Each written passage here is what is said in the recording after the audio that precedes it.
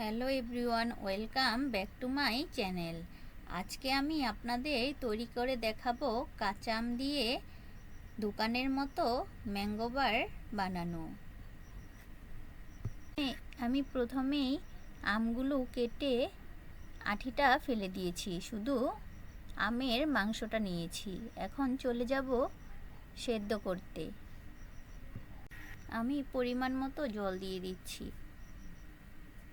এখন আম দিয়ে দেব। এখন তো আমের সিজন, বাজারে প্রচুর পরিমাণে আম পাওয়া যাচ্ছে। আপনারা চাইলে ম্যাঙ্গো বার বানিয়ে রাখতে পারেন। বাচ্চা থেকে বড় সবাই পছন্দ করবে।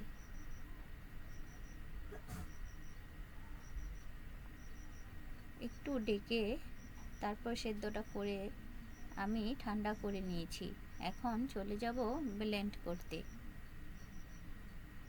আমি ব্লেন্ড করে নিচ্ছি। আপনারা চাইলে চালনি দিয়ে, চামচ দিয়েও আমের পালটা বের করে নিতে পারেন। চেষ্টা করেছি খুব সহজভাবেই ম্যাঙ্গো বারটা বানানো। আশা করছি আপনাদের ভালো লাগবে। আর এই ম্যাঙ্গো বারটা একদম বাজারের মতো হয়েছে। বাচ্চারা তো দেখে দোকানেরই ভেবে বসে থাকবে। ম্যাঙ্গো বারটা এত দারুণ হয়েছে। আপনারা বাসায় অবশ্যই বানিয়ে দেখবেন, না বানালে বুঝতে পারবেন না। আমার ব্লেন্ড করা হয়ে গেছে। এখন চলে যাব ম্যাঙ্গো বার বানানোর জন্য। ম্যাঙ্গো বারটা প্রায় আমসত্ত্বর মতোই বানাতে হয়, শুধু একটু ম্যাঙ্গো বারটা ঘন করে জাল করতে হয়। ব্লেন্ড করা হয়ে গেলে আমি চলে যাব রান্না করতে। দেখো বন্ধুরা, আমি জাল করে নিয়েছি পরিমাণ মতো চিনি, একটু বিট লবণ দিয়ে, আর সাথে একটু ফুড কালার দিয়েছি যাতে ম্যাঙ্গো বারের কালারটা চলে আসে। আমি দুটো ট্রেতে দিয়েছিলাম। একদিন লেগেছে রোদে শুকাতে। আর এটা ঘন থকথকে করতে হয়। দেখো বন্ধুরা, আমার ম্যাঙ্গো বারটা হয়ে গেছে। তোমরা সাথে চাইলে ম্যাঙ্গো ইমালশন দিতে পারো, আমার কাছে ছিল না তাই আমি দেইনি। আর ম্যাঙ্গো বার একটু বাড়ি টাইপের হয়, তাই একটু বাড়ি করে দিতে হয়। আমসত্ত্বটা তো পাতলা হয়।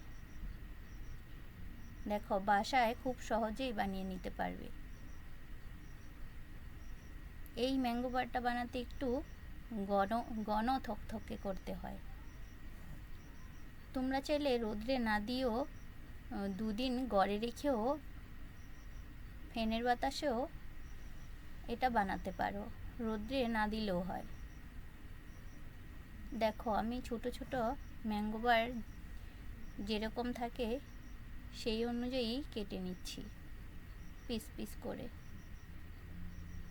দেখো বন্ধুরা, দেখতে কত সুন্দর হয়েছে, একদম পারফেক্ট হয়েছে ম্যাঙ্গো বারটা। দেখো, দেখতে যেমন লোভনীয় হয়েছে, খেতেও দারুণ হয়েছিল। তোমরা বাসায় অবশ্যই বানিয়ে দেখবে। আর ভিডিওটি ভালো লাগলে লাইক কমেন্ট শেয়ার করে দিও। আমি ট্রেতে একটু সরিষার তেল মেখে তারপরে আমের পালটা ঢেলে তারপরে সেট করে নিয়েছি। বন্ধুরা, তোমরা একইভাবে বানাও।